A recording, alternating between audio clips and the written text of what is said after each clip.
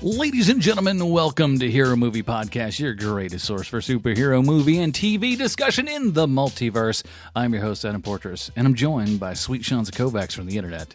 The finale of this season reminded me about the rock group The Hives. And of course, Bruce Leslie. I'm a prickly pear. And why on earth did Amazon not schedule this to have its finale on Father's Day? Really, really strange. Well, we are back again this week to talk about the final half of Season 1 of Invincible on Prime.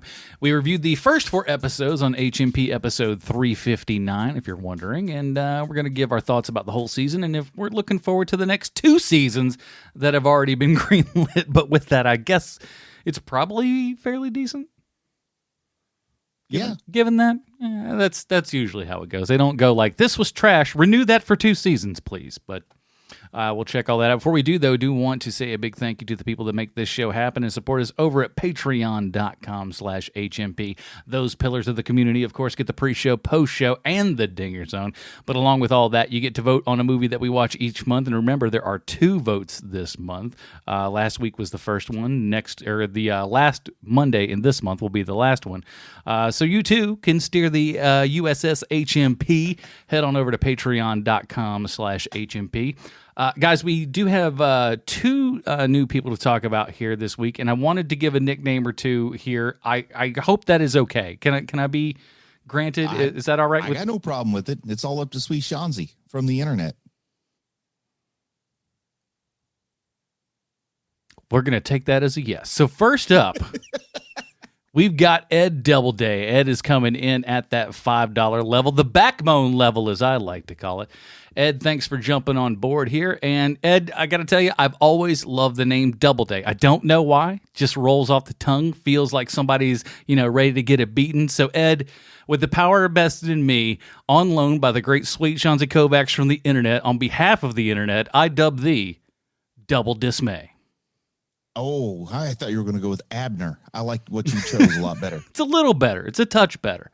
And up next, he has been a big supporter of all the things that we've said and done over the years. Welcome back to the table, your friend and mine, Ollie Evans. Ollie, he's come back into the fold. He always knows there's a chair there with his name on it and everything. And, of course, he got a question asked on Falcon and Winter Soldier 30 questions the other day. Big fan of everything we do around here. He comes in at the 4 pounds level, or as I call it, the biscuit level.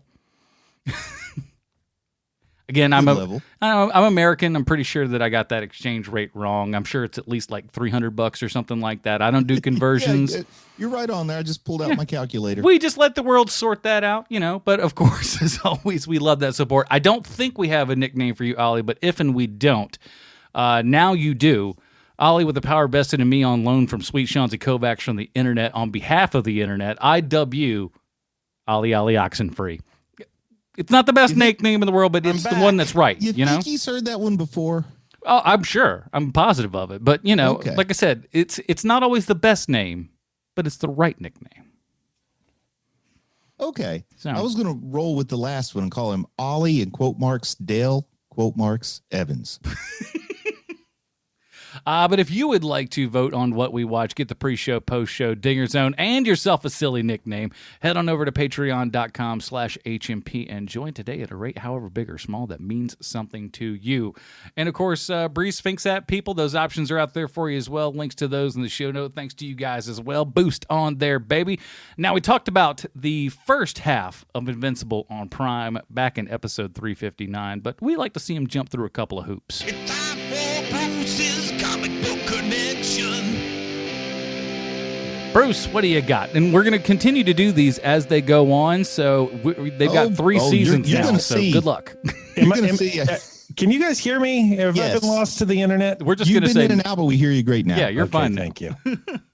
So you're going to see I've got a deep, deep well I can dig from when it comes to a comic book connection. Good deal. Because I'm going to start with a quote I've often heard, and I'm not sure who to attribute it to or even if it's real or apocryphal, but it is relevant just the same.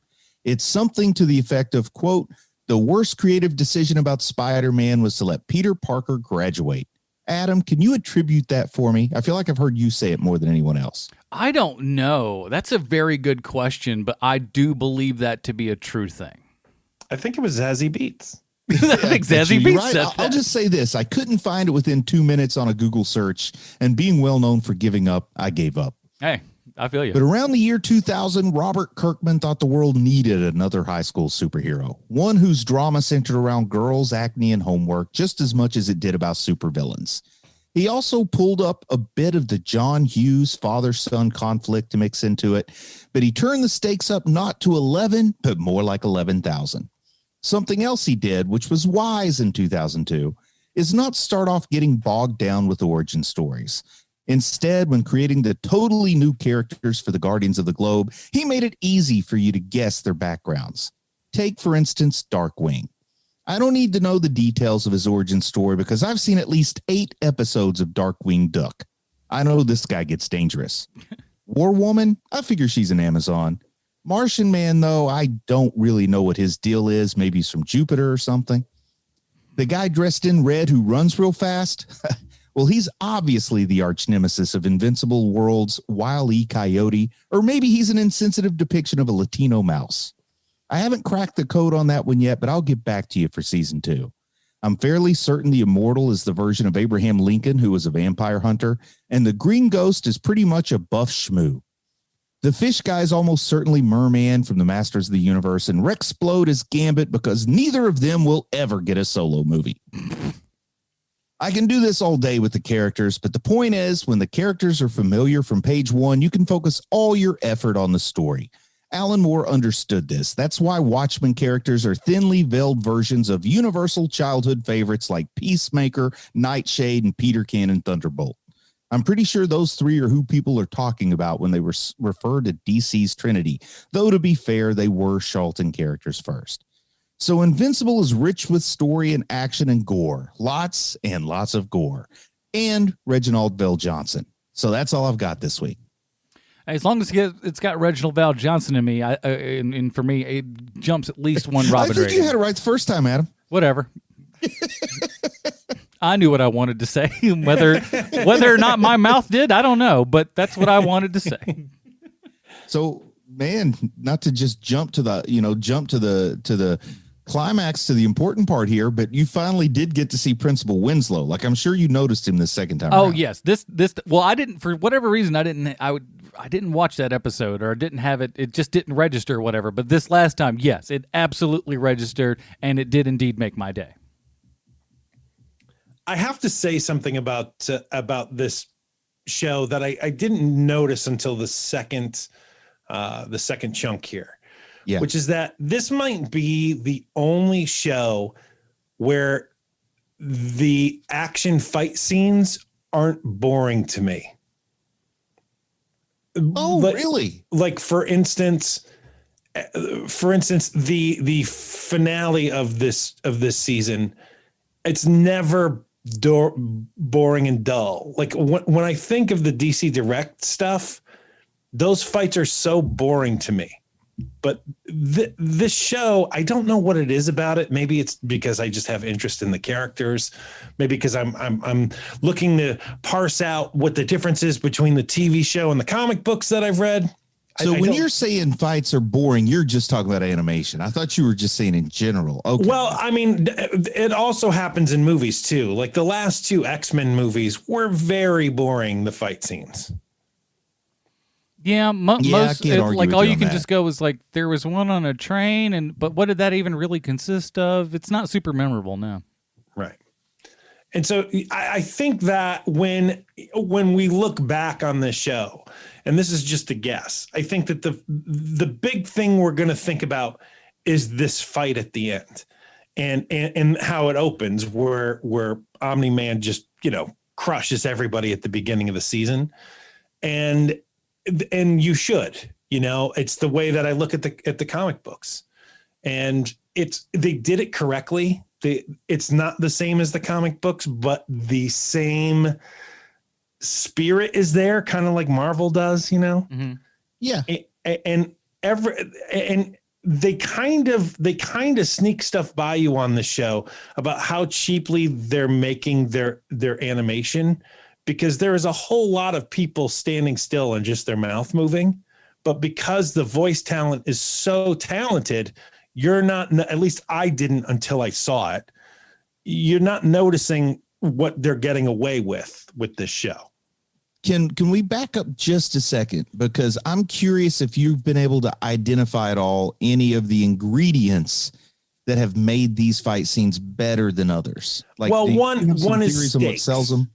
One is stakes. Two is that there's a different reason why people are fighting. Like, it's not your typical, I'm trying to take over the world. Like it is almost in every one of these kind of superhero shows.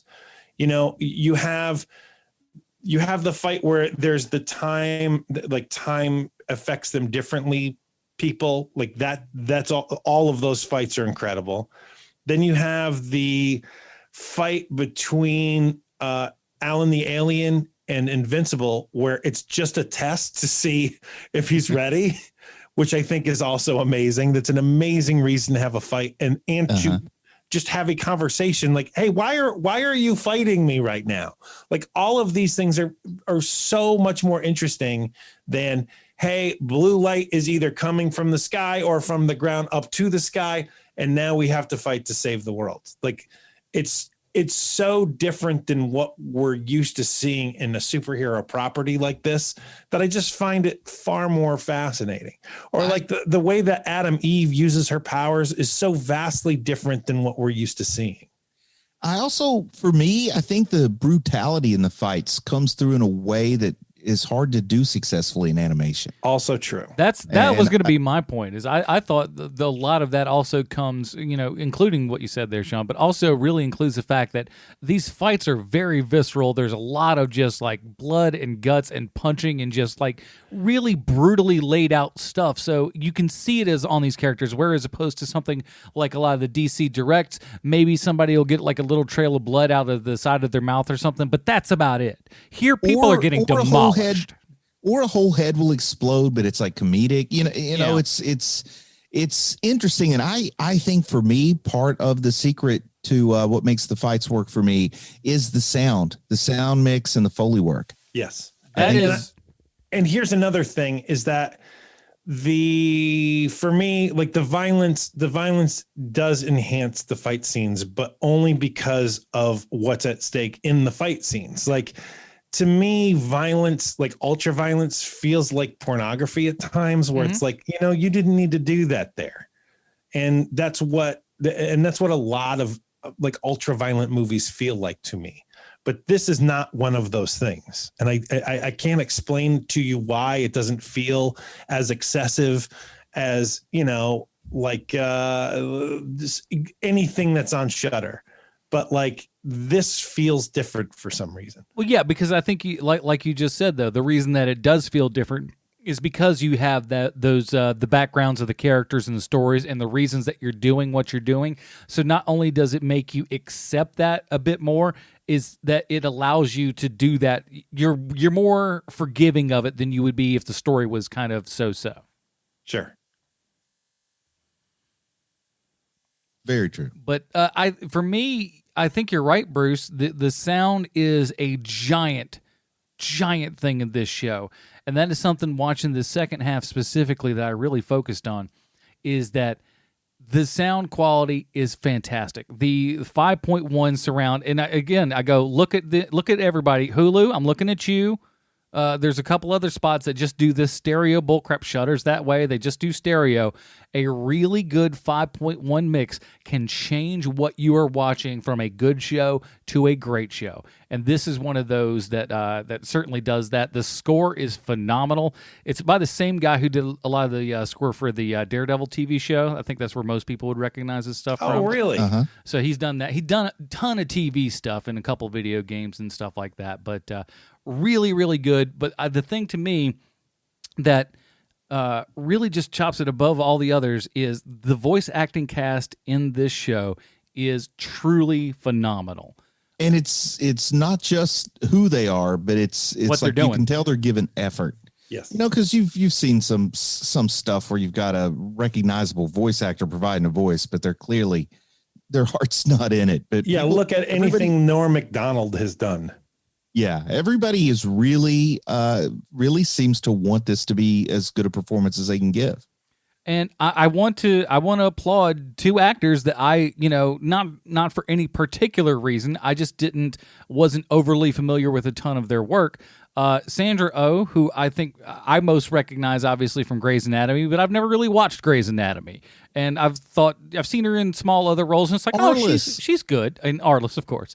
I've seen her in things, but I never really had that aha Sandra Oh moment. And this show is really like, I get to, even though it's, in audio only and what they've animated for us, I feel like I get to see a lot of her work here, and it's really good. And Steve Yeun gets that exact same treatment. Somebody who I was just like, he's fine in Walking Dead and a couple other things, but he started to become Mark for me in this, and I forgot about the person who was behind the voice.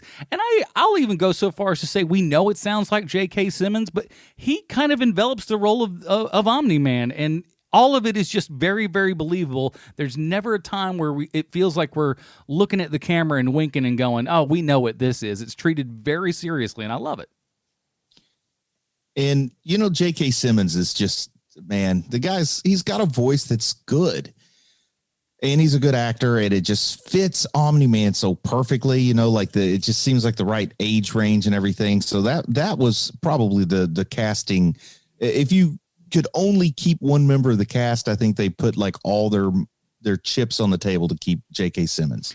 Yeah, I think so. And not to say that anybody's, doing it, but if they made you take one and keep one and ditch the rest, that's the one I feel like you got to go with. Oh yeah, he's your big superstar on this show for sure. But even in roles that I didn't think would go so far, but have gone, like Jason Mantzoukas' character, he's not doing the Mantzoukas to 11 like he does in a lot of stuff, and I think that's really great. I was kind of surprised. It's still him and a little bit of his vibe and everything, but he doesn't feel like like scummy and everything like he does in a lot of the other roles that he does. Yeah, I think he feels a little scummy. But Rexplode's supposed to. Yeah, but not like some of those other roles where he's really bad. Well, it's the thing that we talked about years ago, specifically with him, where he's got two roles he can play. He can either play scumbag or he can play scum bum, and he is definitely scum bum in this show. That's some range there, man, Zukas. Well, look, you don't got to tell me. You got something that works, stick with it. Absolutely. Well, geez, yeah. Yeah. So, and I love that when now he plays, basically now he's voicing two different parts. And those performances are both very different from each other, which I love. I love that they didn't do the thing that most comic book properties would do, which is that the second that Robot comes out with his new body, instantly Rexplode knows what's happened. And I think that a lot of comic book properties would have kind of parsed that out. It would have taken an entire half season to figure that out. Within 30 seconds of Rexplode seeing the new robot body, he's like, are you kidding me? How did this happen? Like that kind of thing. Yeah. And it's just what makes this show so different is that it does subvert expectations, but not in a ridiculous way. Yeah. Just even the fact that we have had this character for half of this season, and then all of a sudden you go, okay, guess what? Everything that you knew about that character, you might have had like a weird suspicion here or there, but you can always chalk that up to just being a robot, right? And then to find out, like, no, it's this little creature who's been like telepathically controlling this robot and a whole bunch of other crazy stuff, and then it turns into, Basket Case meets The Fly. Yeah, basically, yeah. It's amazing. And I totally forgot, because I've read every bit of Invincible for I can't remember. My daughter says that it's 18 trades. I don't believe that. I think it's probably more like 13. Yeah, but I'd have to see. But I had totally forgotten what happens with Robot, that he literally has to murder himself in order for the other one to go on. Man, isn't that great? It really is. And it's horrifying, and it's exactly what that character would do. Yeah, and just Man. to have that, like, that little creature. I mean, like I said, we saw it in The Fly, where it's just like he's just holding on to that last little bit, and he's just like, you can just kill me.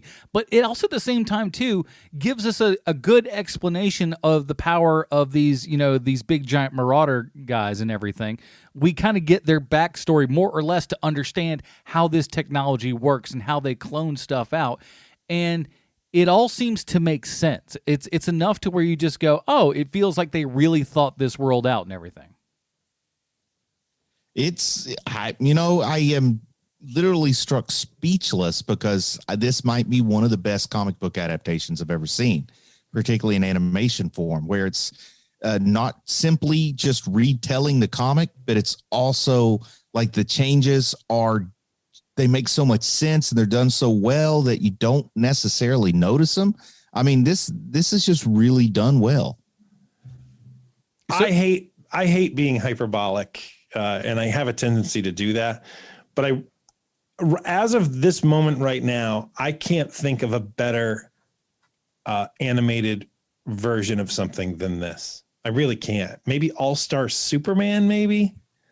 But no, this is better than that. Oh, I think so too. Better than that, yeah, for sure. I think so too. But I really did enjoy All-Star Superman. But this is doing something unlike anything I've seen as an adult, where it's holding my attention all throughout. I'm looking forward to the next episode of this, and we're doing it for the show, but I'm also doing it out of joy. Like, I just very much enjoy the show. And, we probably ought to talk about this incredible arc within a season. Like in a lot of other shows, Mahershala Ali's arc would be the season. Yeah. And here it's like so easy to bookend it with stuff going on with Mark and Nolan that I almost forgot to even like mention it or talk about it. But that's just like this great, like triple cross, quadruple manipulation. I still have to go back and watch it again to figure out exactly how the strings were pulled. But that alone is just like a nice accomplishment all on its own. And that's what, 3 episodes? Yeah. Yeah. It's basically 2 episodes, and they're not even concurrent. It's really strange, but you're on board with all of it. They do so much in so little amount of time. The fact that this is 10 episodes? Is that right? Yeah, I think it is.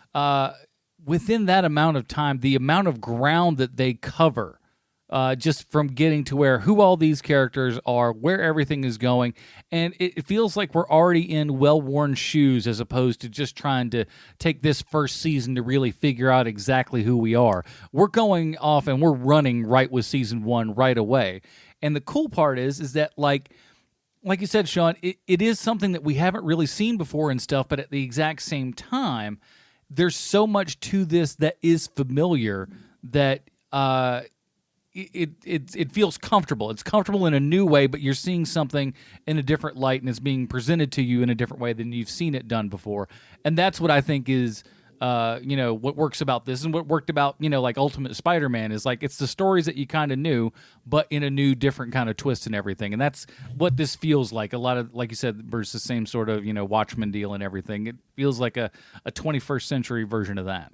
Well, the way that it feels very familiar is Mark himself, the character of Mark Grayson, because everything surrounding the character of Invincible is not familiar almost at all to comic books. But the character of Mark Grayson is very normal as a superhero. He's got, I don't know if I have powers. Now I have powers. Awesome. The only difference between him having powers and anyone else is that he enjoys having powers, which you don't see very often in comic books. But he is a very typical, normal character that you would see on any superhero property. And he let me give you an example here. Can you think of anything about this character that is different than anything that we've ever seen? No, not particularly. But everybody else around him is different. And that's what makes it vastly cooler. And I'm wondering if that's done on purpose, because you have to have something that's grounded in something that's familiar, because everything around him is not. I mean, like Yeah, you just like raised this incredibly cool point to me, because I'm thinking about it like you could put Mark Grayson in any of the CW superhero shows and he slides right in and fits in, but there's not a single other member of this cast that could make that transition. And it's kind of cool that way. Yeah. Kind of similar aspect to the way Mark Miller did Kick-Ass, where, you know, Kick-Ass himself is not why you read those comics at all. Yeah. Right, exactly. It has nothing to do with the character of Kick-Ass. Although I do like Mark. I do like the character of Mark Grayson. And Yes. I like that, you know, because the character of Kick-Ass, I don't like that character. Yeah. But I do like Invincible. And the reason why I like Invincible is because he's hopeful. And, you know, like he is a force of good, and he doesn't complain about his lot in life.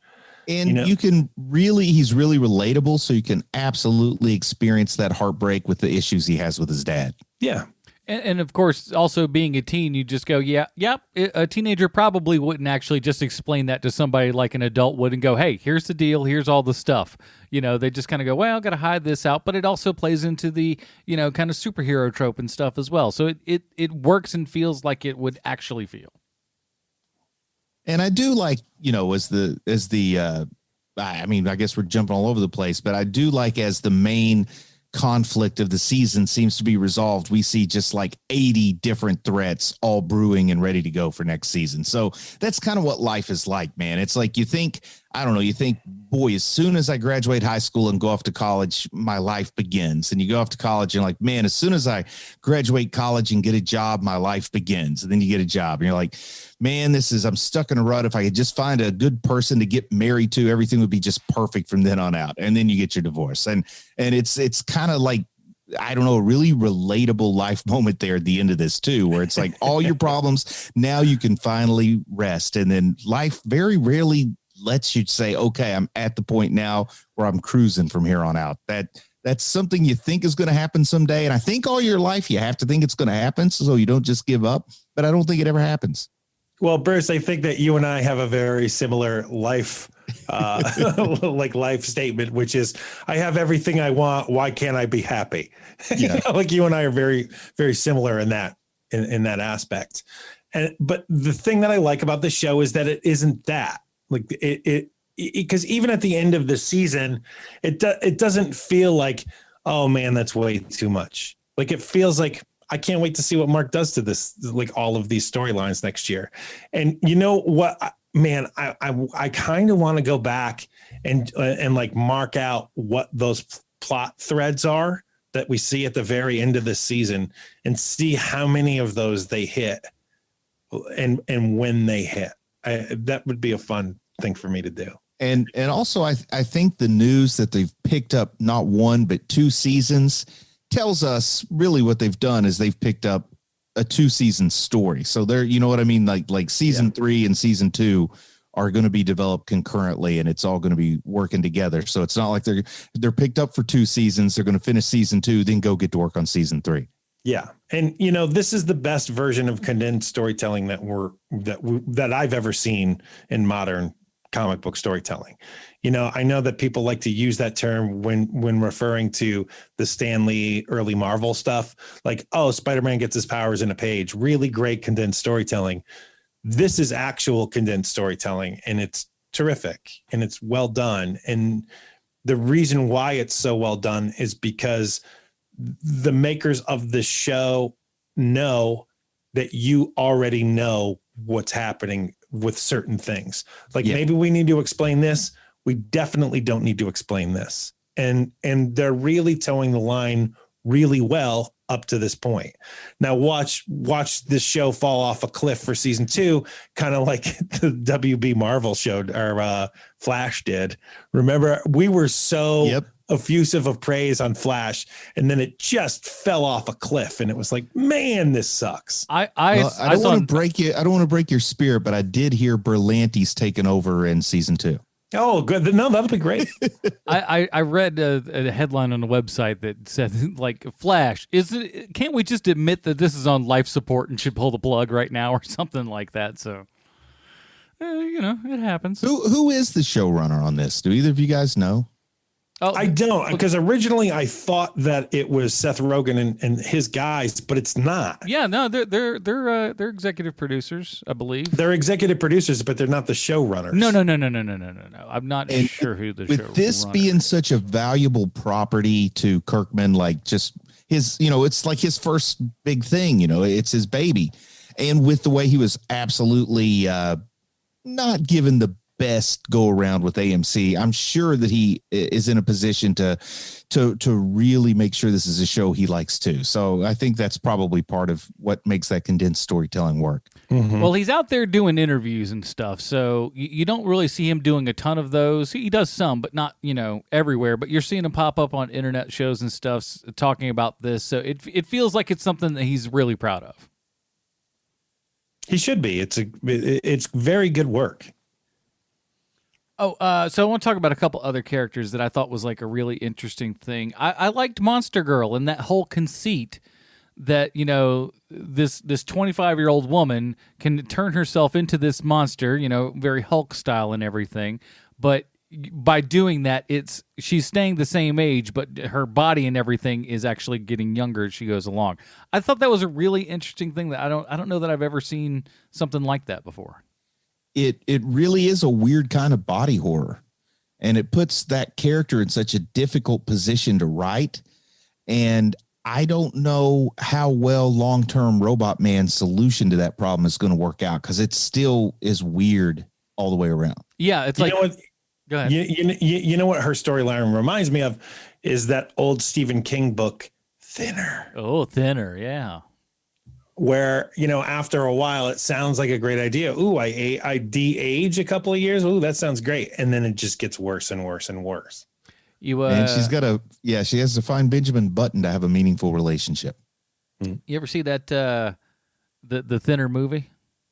No. It's there's some pretty, it's honestly for what it is, which is more like a Twilight Zone episode if we're really honest with ourselves.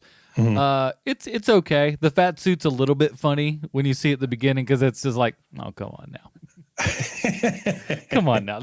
It's no Nutty Professor, you know what I'm saying? It's just of so quality. You're just like, Dad, why are you wearing all this big fat suit? Never you mind, son. Gotta go upset a gypsy woman or some such. That's how it always starts in those things. That's a very EC Comics kind of start. Yeah. Another one is Walton Goggins is the most reserved he's ever been, and I really love it. Yeah. It's such a different kind of role for him. You can still tell that it's him, but he's not like a complete and outer out, gross human being, which he very often plays.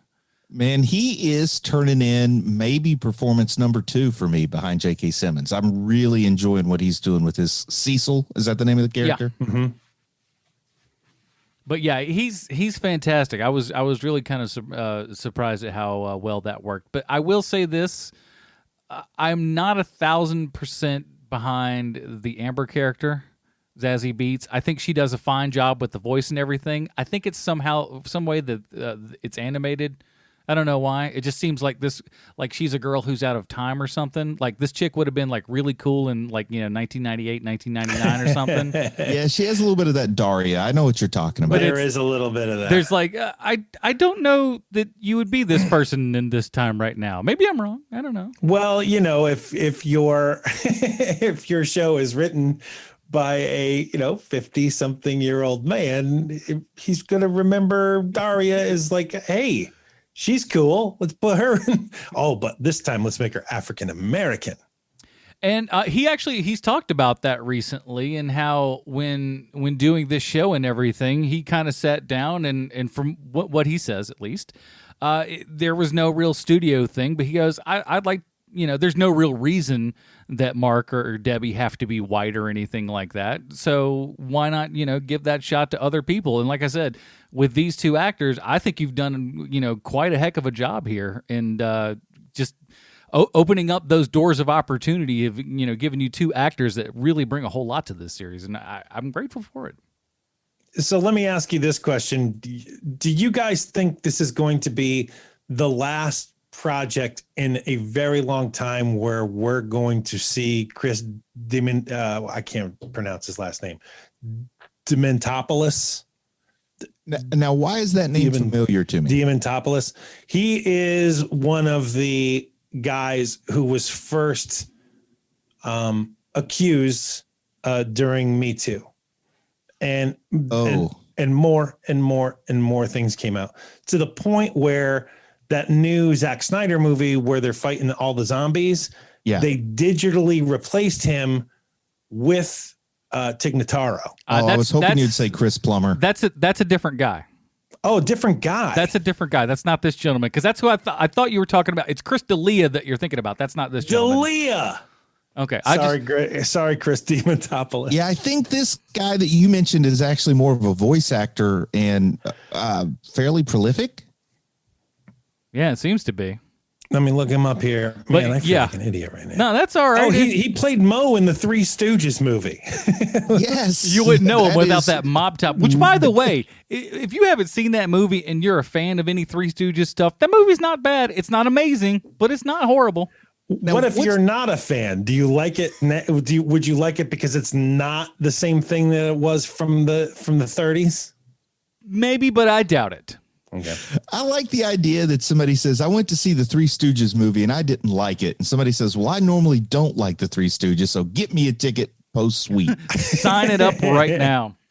You like how I mixed post-haste and toot-sweet and made post-sweet? That's my new thing.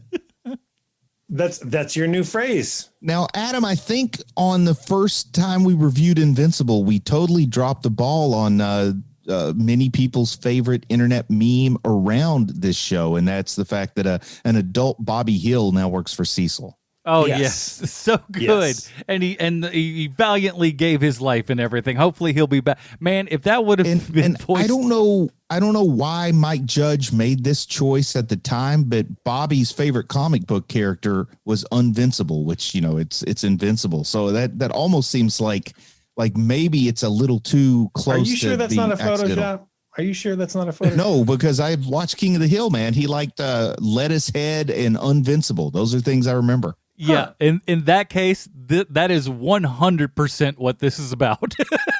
Yeah, but he had his fake carrot top and then he read Invincible. But yeah, I did an Invincible episode of Heroes and Villains like 6 years ago, and we talked about Bobby Hill reading Invincible.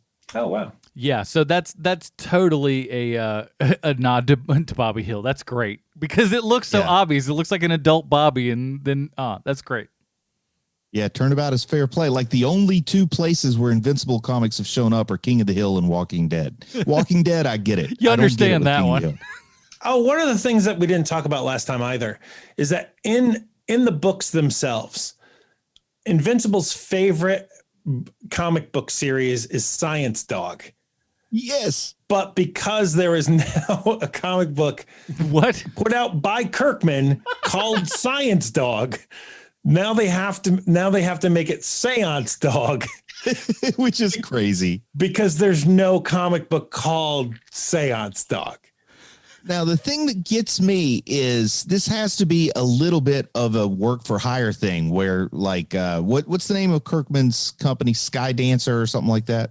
Okay. Wow. I can't. He's with Skydancer. That's a lot. No, it's got a name like that, but it's his own company. Skybound. Tiny Dancer. Skybound. It's Skybound. I couldn't think of it. I was fixated on the sky. So this must be an issue where even though he did create Science Dog, Image must own it and not Skybound, because he would just use it to promote his own property, I think, if he still owned it. Sure. Well, if it's with Image, though, isn't it his? Yeah, he would still own it, right? No, not now. Oh, really? They changed all that? Well, I'm talking as if I know more than I actually do. I don't think so. I think they still own all their. I think they still own all their stuff. Then why wouldn't he just leave it as Science Dog? Maybe he's trying to keep that window open for another dog-related program. Maybe he wants Amazon to fork out $1,200 more per episode. He probably has a development deal at this point, right? With probably Amazon. So that might be part of the development deal is, oh, hey, we're also going to make Science Dog.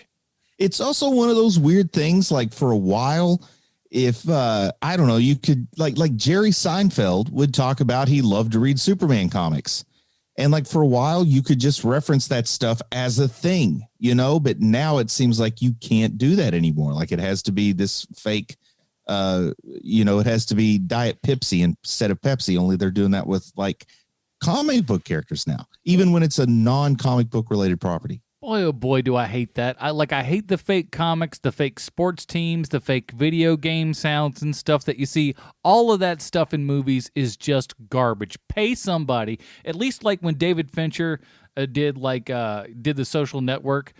You know, that it's Sony was the company that put it out. And if you've seen any Sony movies, you'll know that Sony slaps their name on every piece of electronics that is in that entire movie to where you will know it's a Sony movie because everything they use is a Sony. And yes, I have seen a Spider-Man movie. Yes. And so David Fincher said, nah, not for me, it ain't. And I'll put whatever I want in there. And he's got the the clout to be able to kind of push that aside and just go like, nope, I want, this needs to be this needs to be that. They're not going to, frugal.com. They're going to Google just like everybody else does because that's real life. And I'll pay for it if I have to. I use Birdie instead of Twitter in my movie I'm making. So you hate all fake sports teams? So what about the LA Knights from The Last Boy Scout, who Billy Cole plays for, and he shoots a bunch of people during Friday Night Football? It's so bad. There's I always love Friday Night Football though. Weird things. Friday night's a great night for football. That sounds like sounds like both an actual XFL show and XFL team. I like it. Well, it looks like an XFL team, and it sounds like something the XFL would have done before it was owned by Dwayne Johnson. But it did. Are they back for that? Because I know maybe pandemic threw it all off. He owns it, but I don't know if they've done anything with it. He's a very, very busy man. I don't know how he sleeps. I don't think that he does. Probably vampire. Just putting it out on Front Street. I think he's eating babies. Eating. He's actually twins, and nobody knows it. Oh, now I'll tell you the Mahler twins, that's your Rock character right there. If they did a live action Invincible and they had that, it would totally make sense. I'd buy that coming from that face. Fellas, he ain't leaving DC at this point. Well, no, he's stuck in core because he's not. They can't afford to take him anywhere else. When you said he ain't leaving DC at this point, I really thought you meant politics, Sean. I was puzzled for a minute. He's going I was straight to the presidency. He's making way too much money to become a politician at this point. It's just like, would you like to take a 3,000% pay cut? Because that's what you'd be doing. Not smart in my opinion. And you want to follow the Schwarzenegger course for your career and get nothing but blame because no matter what you do, you're always going to be the bad guy. The debates would be awesome if they did them like shoot style WWE. Yeah. Well, listen, I would love to see people, get a chair across the back of the neck. Or even just the way he would, cut a promo into the microphone. The Rock can come up with some ridiculous strings of words to put together, and I think that would be kind of fun to see. But unfortunately, he would try to prove he's not that way, and it would only hurt him. So where do we think season 2 is? Well, 2 and 3, I guess, are going. Because I don't know from the comics, what's kind of our next arc, or do you think that we're going to stick to anything like that? Well, Omni-Man's coming back. Yeah. So he's left the coop there and everything, and we're to think that maybe perhaps he's never coming back, but his type has never flown away before. He's never given up, his ground and everything. Right. So this is very new and weird and strange. I don't think it'll be quickly. I don't think it'll be an episode or two, but I could totally see halfway through the season, he's back. I think also just from the little bit I know about the comics, in the latter portion of its run, Kirkman started kind of retreading material and did like a reboot where all of a sudden it was Mark's first day again and he didn't know what was going on. I think he probably has an end game for season 3. I feel like it's going to be 3 seasons and he's told his story. Oh, wow. Really? Yeah. And then if he wants to do more with it, you move on to live action or something else. But I kind of feel like Kirkman, as much as his involvement is with it, part of that getting picked up for 2 seasons was he wouldn't let them have just 1, but 2 lets him tell the story he wants to tell. And this show doesn't wind up like The Walking Dead, which is literally The Walking Dead is a metaphor for that show at this point. No, I think that's a really great idea. And we've talked about this before with different shows and stuff. having this short schedule here of these shows and then, a couple of seasons and then boom, you're done. You will go down as a much more respected television show than you will that one that stuck it out and, just became a dog at the end. And in recent years, Kirkman ended the Invincible run. He ended the Walking Dead run in comics. He seems to have had an appreciation for finishing something. And I think that might carry on over to this. Also, it helps when you got a billion other projects you could be working on too if you want to. Yeah, but you could also never work again and be totally fine. Yeah, it's totally tough to when someone just goes like, "Hey, would you like to continue making more bucket loads of money?" And you're like, "Okay, if I got to, I'll sign on and do this again." But knowing when you've got endings and stuff and having enough money, I would guess then that you can really just decide and control all of your stuff. And really the quality of it then I think can, easily go up if, you're the guy who's steering the ship. Can I tell you my hopes and dreams for Robert Kirkman? Okay. I'm hoping what happens to him is basically the inverse of what happened to Stan Lee, meaning that he gets older and much appreciated and very, very, and accolades and everyone's super nice to him as they should be. He's done a whole lot of work and he blazed some trails that he was made fun of 15 years ago by people in the industry who were big names like him. And he did it anyway. And now he's, a multi-billionaire because of the moves that he made. But what I'm hoping for is that as he gets older, he's sort of the Magneto to Stan Lee's Charles Xavier. I see where you're going. You know what I'm saying? To where he's still as salty as he was 10 years ago, even though I don't think he is. I think that he's a much more chilled out person than he was before he had money. But I would love to see old Kirkman, like I would have done it totally different, like stuff like that. And I don't want to go for a photo op with this new version of Invincible when he's in his 70s. You know what I mean? I think because all the interviews that I was listened to with him and stuff, I was really surprised because at that time specifically it was all just Walking Dead, and to hear him talk, he's this nice guy from the South, just coming in and talking to you and it feels like he's got such a good head on his shoulders, and certainly at this point, he's very well. Yeah, exactly. He's very secure in everything, and you're right. He does have that kind of I'll take a couple jabs here and there, but it never feels like evil. It feels like he's kind of jabbing and having fun. He was I don't know, I dare not say the first, but among the first who actually made their way to the top via Image, because all the wave before him at Image were all people who'd made it in the big two to prove they could. Yeah. And then they went to Image to make the dollar bills flow. And he was the first guy to kind of really reach comic book superstar writer status without the big two. And I think some of the guys who, because he didn't come up the way they did, they might have had a chip on his shoulder that he couldn't have. It's easy if you just start with Image. We didn't have that option. But he did start with Marvel, right? He had some of those. Yeah, because he has that awesome run on Captain America, and he has that good run on but he wasn't like McFarlane and Lee and everybody. I was going to say I don't think it was like with Mark Silvestri and Jim Lee and even Rob Liefeld at the time. I don't think he was bringing a fan base with him when he went to Image. I think he found his fan base through Image, and I that's just my take on it. Not trying to say anything's right or wrong. Man, you know way more about this than I do. But because the wave before him, you didn't come to Image until you were sort of secure enough that it wasn't a risk, and that you could sell your name on it, because they slapped your name everywhere on that book, so you knew exactly who was there. I think here's what I would say.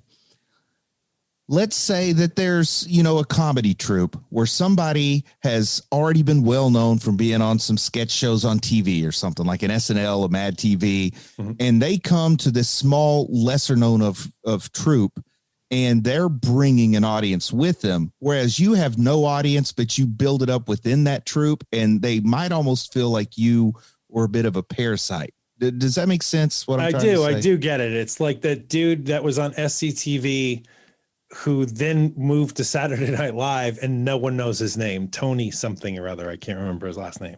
I know exactly who you mean. And it's like, this was our retirement plan, and somehow you managed to get into the retirement plan and you never contributed to the 401k the hard way. Right. Yeah, that's you never had to work for 12 cents on the dollar like we did for I mean, and he did do it, but he didn't achieve acclaim that I'm aware of. Right. But prior to his image work. And that was the big deal with him, between Kirkman and dude who was super prolific, wrote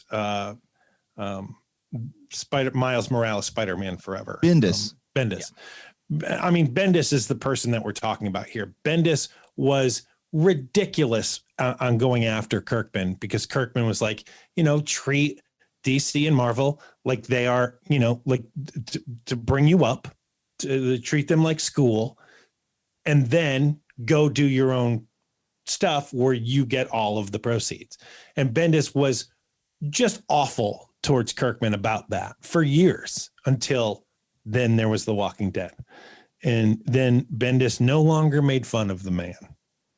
Yeah, when you start producing results like this, I mean, it's impossible to deny at that point. And he's really gotten that place. Like you said, even if it was if you had just Invincible or just Walking Dead alone, we'd know who you are for a very, very long time.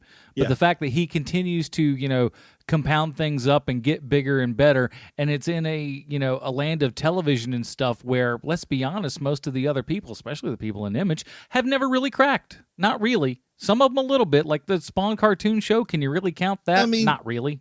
I think the closest would be Liefeld and McFarlane. But, it's there was that awesome Savage Dragon cartoon that we got to cover. Yeah, but even then, like much of that. Well, no, we don't. We don't have to, but we probably will at some point. Yeah. But I think that I'm just glad that he's doing what he's doing, and the fact that he can do it through Image and keep receiving that giant amount of money. I'm sure at the Image offices they were like, "Why did we give them all of the rights? Maybe we should have given them like half or something." But it's really good for creators and stuff like that, and so I think that really will be ultimately the lasting legend of Image, is what they've done for creators like him. Yeah. All right, let's get down to it, boys and girls, before we finally give our review here for the full season of Invincible. We have to ask ourselves one very important question, is how this show relates back 1-to-1 with Sylvester Stallone. Thank you, Adam. I have a prepared statement. Hey, Sly, it's Sweet Shanzi again. I have a question for you. When God sings to his creations, will Michael Dorn not be part of the choir? Michael Dorn has been part of nerd life since 1987, when he first played Lieutenant Worf on Star Trek The Next Generation.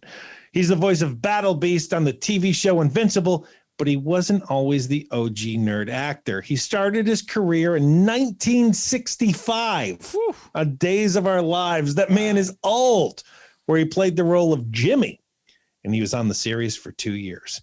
He kicked around Hollywood for about 10 years, playing small parts on TV shows like Punky Brewster, Give Me a Break, and Chips. But in 1976, Michael Dorn played the role of Apollo Creed's bodyguard in the original Rocky, which brings the question, just how big a dude is Michael Dorn that it made sense that he played the heavyweight champion of the world's bodyguard? He's listed as 6'2", but I'm 6'3", and no one would ever think of casting me as a boxer's bodyguard. But look, this isn't about me, although it kind of is. It's more about finding this show's Stallone connection, and this week's Stallone connection is none other than OG nerd Michael Dorn. And there it is, Mr. Stallone. That's how you're connected to this movie. I hope to hear from you soon. This is the 354th time we've tried this bit. I'll do better next week. Thank you. Your new best friend, Sweet Shanzi from the internet. I think old Michael Dorn has a painting that's turning old in his basement or something, man. Because that guy it is crazy. Not aging at all. I could not believe when I read his first acting role was on Days of Our Lives in the mid-'60s. And if you ever met him, heck of a nice guy, too. Just real personable and everything. Got that just warm smile and that voice. Oh, that voice. That's a good dude right there. All right.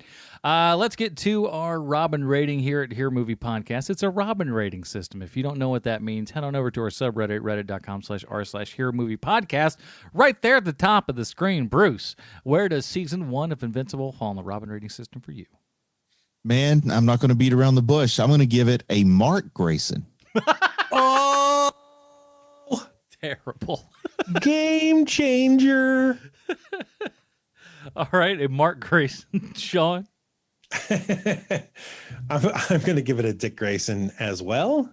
I love the show. I look forward to the show. I look forward to the show being back. I hope that it does not dip. I hope it stays the same level. And I can't wait for more to come out. It's a Dick Grayson for me.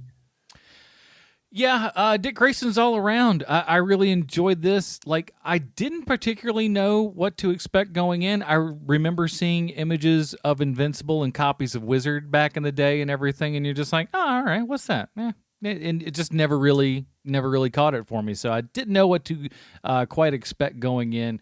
And as much as I enjoyed that first half, the second half really kicks it up. And just, there's, like I said, there's so many things that are going on to where it's just like, I can't believe they're covering all this amount of ground in this little amount of time. It's done quite well. So yeah, that's Dick Grayson's all around, everybody. We'll be looking forward to season 2 and not too awful long. Hopefully they won't do that thing where they go, oh, we're shooting 2 seasons. You'll get this season after, like 6 months from now, because this is when this thing ended. They don't want to Boba Fett us. That's what Mandalorian us. That's what I'm saying. That seems, no thanks. It seems likely. More than likely, though. All right. Well, that will do it for this episode of Here Movie Podcast. We'll talk about what we're doing next week in just a moment. In the meantime, Bruce, where can we find more of your work on the internet? I'm always inviting people to check out my YouTube channel, youtube.com/c/Bruce Leslie, covering lots of Demon Slayer for the past 2 weeks, and it's paid off. The channel's growing, so please come check it out if you haven't yet. Get on it now, people. This channel's blowing up, and you need to be there as soon as it's starting to. It's starting to kick up there, man. A lot of conversation and stuff going on in the comments and everything. Gotta love it. Yeah, crossed over 1,000 subscribers last night, so it's a big deal to me. Yowza. Beautiful. Sean, what else? You can find more of our work at the 30 Questions, where each week with a new nerdy show, we ask 30 questions of that show. We'll be hitting Loki next, right? Loki? Yep. Loki's that sucker's going to come quick. Yes, it is. But in the meantime, check out, just type into your podcatcher 30 questions and a million of our shows will pop up. It's fun times. And, of course, check out the Film Find this week. I'll be joined by Krista from the Unspoiled Network. We're going to be talking about the movie Heathers. She's not the first lady that I've talked to that really enjoys Heathers, and I'm always intrigued by the ladies that are like, Heathers is my favorite movie. I need to find out why. So we'll be talking about that over at the Film Find.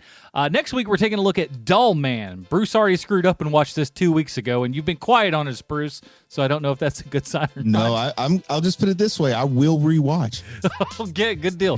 And that's available on Tubi right now, right? Yes. All right, so check that out on Tubi. Dull Man is next week. That'll do it for this episode. Join us next week when we're talking Dull Man. For Sweet Sean's a Kovacs from the internet, Bruce Leslie, I'm Adam Portress. Stay super, everybody. Bye, Marty and Evie.